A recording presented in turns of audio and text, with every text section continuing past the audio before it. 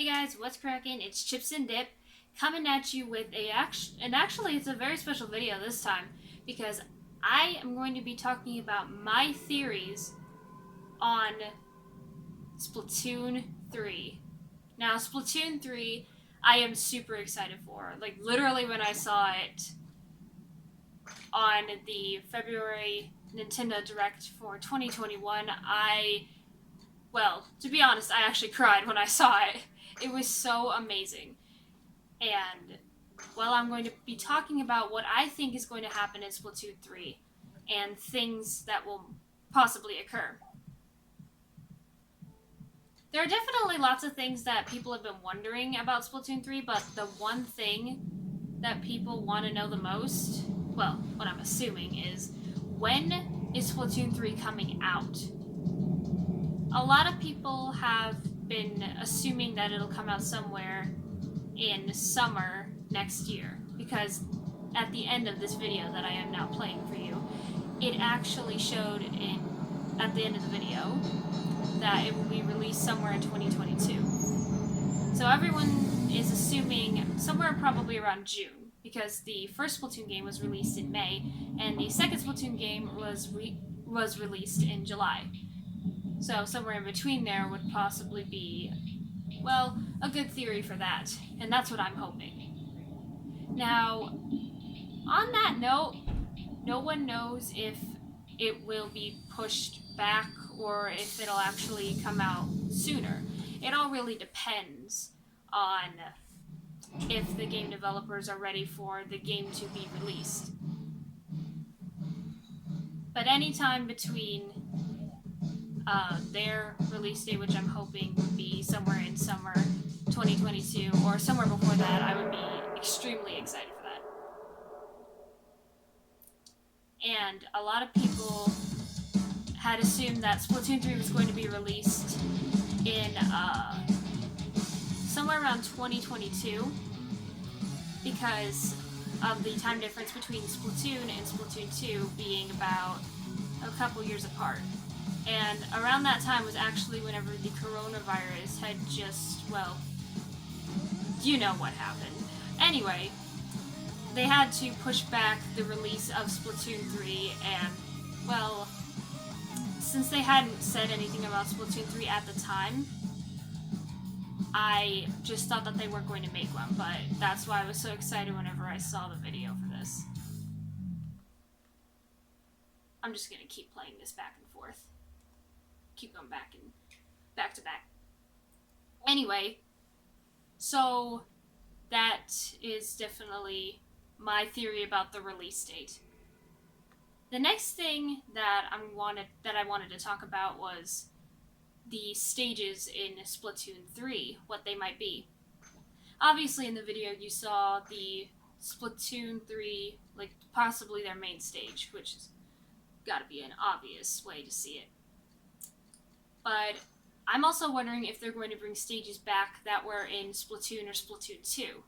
Because, of course, they did that same thing in Splatoon 2. They brought back multiple stages, such as Arowana Mall, and Black Belly Skate Park, Camp Triggerfish, etc., ones that I can't think of right now.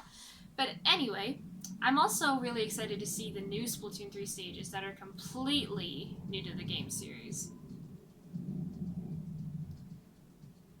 I myself really love the stages, and frankly, I like to look at the detail of how they created things, with these kinds of decorations around it. I'll go into Recon in Splatoon and Splatoon 2 and look around the stage, and it's actually pretty nice to see how much effort they put into the stages.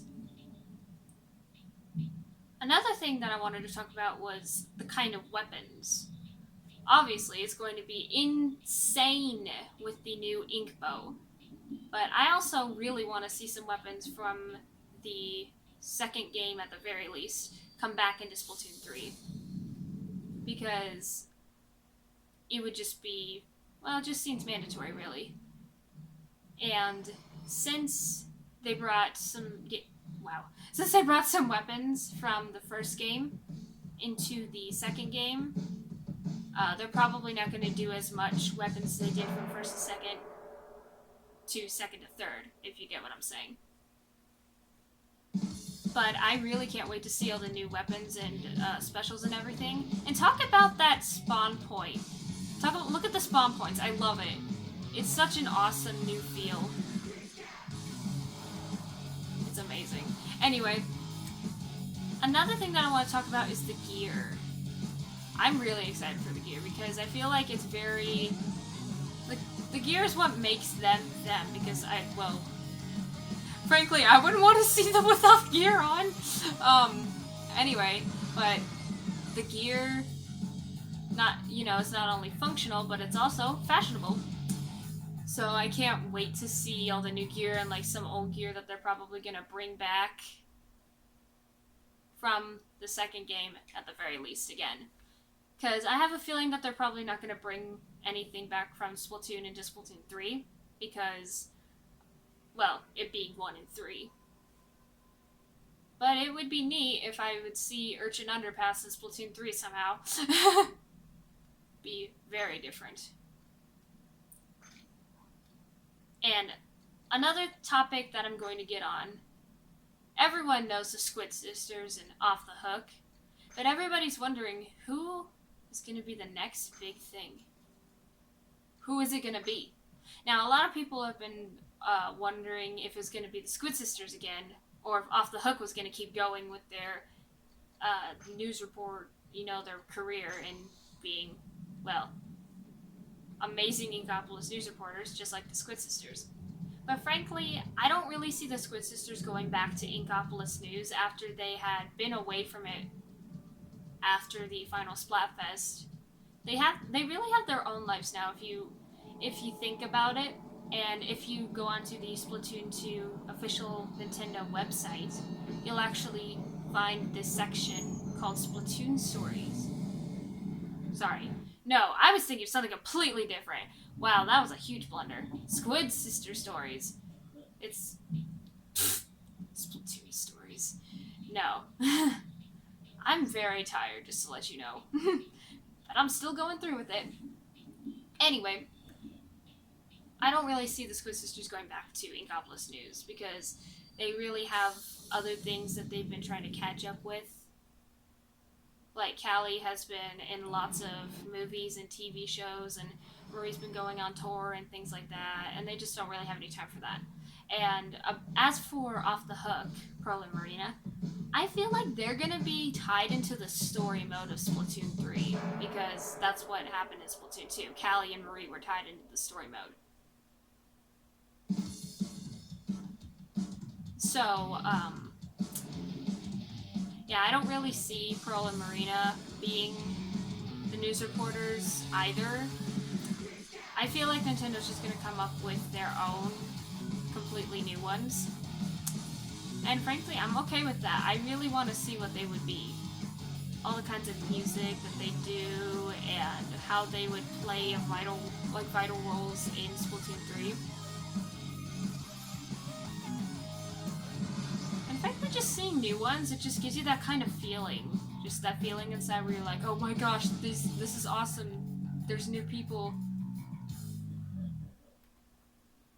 And I'm really excited to see, I'm really excited to see all the different new characters that they're going to have, possibly running the shops, and maybe even some news shops or something like that, and, even if they have, extra characters and other things, they might even come out with a Splatoon 3 DLC like they did for Splatoon 2. Octo expansion. Everyone knows. Another topic I'm going to talk about is the story mode for Splatoon 3. Now, Splatoon isn't really known for its story mode, but, well, I think if Nintendo made the story modes a little more challenging as it went along, it would definitely be more, enjoyable for a lot of players. Because, it being really easy all the time, just so that way new players can get the feel of it, even new players are going to want some kind of a challenge. They go to story mode and it's really, really, really easy, and then they go to online and everybody's just beating up on them. There's no in between, really. So I'd also like to see in the story mode some kind of like difficulty settings that you can change, and not 3 settings like easy, normal, and hard, but at the very least 5 settings, so you have a little bit more to choose from, like very easy, medium, hard, and then master. Because if you had that many to choose from, you could just work your way up. And I would want master to be like almost impossible to beat, because how fun would that be? You'd actually get a challenge in the Splatoon 3 story mode, which I feel is what a lot of people really want in the story mode. And another thing about the story mode is that at the very beginning of the video, you saw this big, weird, dusty, almost looked like a tornado went through it. Well, that apparently is the Splatlands, and the city is called Splatsville, I think. Again, I'm tired. It's so I've heard, and that's what it's called. But anyway, the Splatlands look very desolate and barren, frankly. Which means, like, basically no water. Well, they don't want water, but still. Anyway. I feel like in the beginning, it's like kind of giving you a feel of what the story mode might look like. And that actually looks really interesting. What I'm also wondering about the story mode is who's the boss gonna be. I'm really wondering who the boss is gonna be, because I have 3 ideas in mind for who the boss could be. You could go back to the original villain of the story mode, DJ Octavio. By the way, there are spoilers, just to let you know, in case you haven't played the story modes through. But anyway, DJ Octavio stole the Great Zapfish in the first game, and you, Agent 3, had to get it back from him. And then in Splatoon 2, he stole the Great Zapfish again. Very redundant. But this time he had taken Callie and hypnotized her into doing his bidding. But you, as Agent 4, and Marie ended up destroying DJ Octavia once more. And in Octo Expansion, the telephone that you see at the very beginning is actually the villain. Well, villain, I'm not sure technically, because I think he was kind of being controlled by his own DNA sanitization goo creation. But anyway, he's basically, we'll mark him as a villain. So I feel like he could be a story mode villain now if he comes back somehow. You know, a lot of people do that just dramatically. He somehow survived. Anyway, I feel, and those are the 2 out of the 3 I suggested would be good story mode villains. The third one, he's very sketchy. He talks through a wooden bear statue and just wants you to take Sam and Nid's golden eggs for no reason at all, except for his own personal gain. He doesn't say why, and the wooden bear statue that he talks through, you cannot respond to him. That does not sketch anybody out. I know it has to for some people. It definitely does me, but I just love Salmon Run too much. And so I feel like he could be a Splatoon 3 story mode villain, because notice how there's a tiny little small fry Salmonid standing next to the Inkling girl all the time. Like, he's just following her everywhere. The Salmonids could have teamed up with the Inklings to stop the Octarians somehow. Or the little small fry could have defected to the Inkling side, knowing that the Inklings could help the Salmonids. Why did I say the Octarians against whoever? I'm so confused again. Anyway, if Mr. Grizz was the villain, I feel like that would actually be a very big smack in the face, kind of like, what? But yeah, those are the 3 villains for the story mode that I feel like would be very effective as villains for the Splatoon 3 story mode. And then about the story mode, one more thing. Pearl and Marina being tied into the story mode, I feel the final Splatfest always alters the next Splatoon game. Granted, it's only happened one time so far, but still. It happens to this game as well, because the city is actually called the City of Chaos because Team Chaos won the final Splatfest. Now, Chaos and Order are technically almost the same things if you think about it. Chaos means complete and total destruction and disarray, which means like everything is completely confusing. Not only that, but it's dangerous as well. And, well, Pearl, I guess she didn't really understand the entire concept. Chaos and unpredictability can be two different things. But again, order isn't basically good. Order could mean anything. It can mean anyone's kind of order, frankly. Because if you look at the Final Fest poster with all the characters on it, you'll see that the Octarians are on the side of order. But what's their kind of order, huh? Their kind of order is tyranny. You know, being a tyrant. And just controlling all of them. You don't get a say in anything, really. So I don't know if... Well, the final Splatfest was a little iffy. Kind of. The Chaos versus Order whole concept thing. But it is what it is. And so Chaos won, and it altered the Splatoon 3 game that will be released. And frankly, I actually really want to see this. How Chaos has affected the Splatoon franchise. Use air quotes. But maybe even Pro might be a final boss in the Splatoon 3 story mode somehow, where she thinks her way is the way to go, and Marina's trying to get her back somehow, and then blah blah blah, all the way in the end, whenever you beat the final boss, she comes back, Pro comes back to Marina or something, they get back together, blah blah blah, who knows. Something like that might happen. It's just a theory. That's what this video is, right? Splatoon 3 theories. The final thing that I want to talk about for Splatoon 3 will be the customization features. Now, there's definitely more customization than there was in the other games. Obviously, because they have to do that. So, you know, in Splatoon, the very first game, you pick your gender, you pick your skin tone, you pick your eye color, that's it. And you just go have some turf wars. In Splatoon 2, you'd pick your gender, or you'd get to pick Inkling or Octoling, depending on if you'd beaten Octo Expansion. And then you would pick your skin tone, eye color, tentacles, which is technically your hairstyle, and your pants. But in this game, there's definitely more to choose from. But what really freaks me out is that you see the Inkling right here, right? You see it?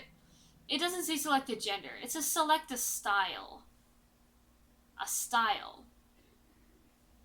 Now, I can see the differences between them, but that's a little weird. It kind of reminds me of Animal Crossing, how you just pick girl or boy, but there's no really distinguishing features about if your character was a girl or a boy. But you can tell the differences between them because the Inkling girls have smaller eyebrows than the Inkling boys. And then the Octoling girls, obviously, they have that eyeliner. And the Octoling boys, they have thicker eyebrows than the girls. But still, it's a little weird. Definitely taking a different turn for the customization in Splatoon 3. But anyway, moving on. So then you'd pick your skin tone. I think there's a couple more to choose from than there are in Splatoon 2. I'm just very tired. I can't really make anything out right now. I shouldn't even be doing this right now. But anyway, you pick your skin tone, and then they have multiple eye colors to choose from, and it's so amazing looking. So you see the little black spot in the top left of the setting you want to pick, which I'd have to assume is the pupil color. And then the other color is their eye color, and then they have the ones on the bottom where it kind of accentuates the outer edge of the color of their eyes, which is really neat looking, so it gives them more of a special rainbow colory feel. Colory, that's not even a word. And then they have the new hairstyles that you can pick from. And oh my gosh, I paused it, and that, wow. But what I think is really funny is that you can even pick, if you're a girl, you can pick from boy hairstyles, which is funky. It's really funky. But, well, they're taking a different turn for the customization in Splatoon 3. I'm perfectly fine with that as long as I get to play it. And now they have more legwear to choose from. All I can see is an extra pair of shorts.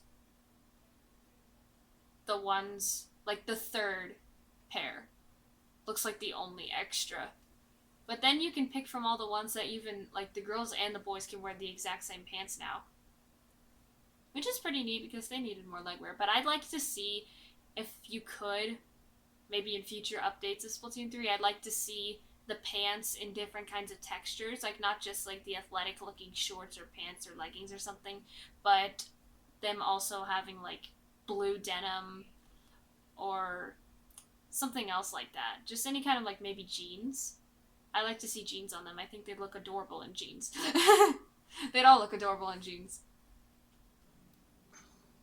So that's definitely a lot of customization features for Splatoon 3. It's not like there's 100+ different things to choose from, but there's still definitely a lot. I am really excited for the Splatoon 3 game. Oh, and one more quick fact. In the back, everyone had to notice that, but that's the Eiffel Tower. I don't know why it's there like that, and I'm pretty sure I don't want to know for the time being. But I am very excited for this game.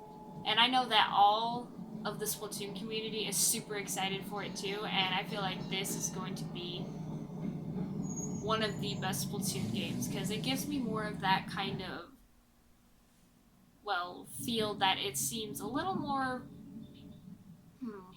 kind of word would I use for it? Seems more exciting, frankly. Because it's the city of chaos. You don't know what's going to happen now. Who knows? But yeah, those are my theories on Splatoon 3. What might happen, what could happen, and I might be spot on about some of those things. I hope you guys enjoyed watching this video. You can subscribe to my channel to see more gaming content. I even post music on my channel from time to time. I really hope that you enjoyed this video, because, well, it was very fun to make a theory video. I might do that for some other games that could come out too. Granted, it's not technically a gaming video, but it is related to gaming. And one more quick thing. Not only can you subscribe to my YouTube channel to see all the different content that I'll be posting in the future, but you can also follow me on Spotify. Just search Sleepy Sloth Jr. and it should show up. You can find me on Xbox as ChipsN'Dip number 4052. You can find me on Twitch as ChipsN'Dip4052_gaming. And more. If you like this video, you can click the like button at the bottom. Stay fresh and stay tuned.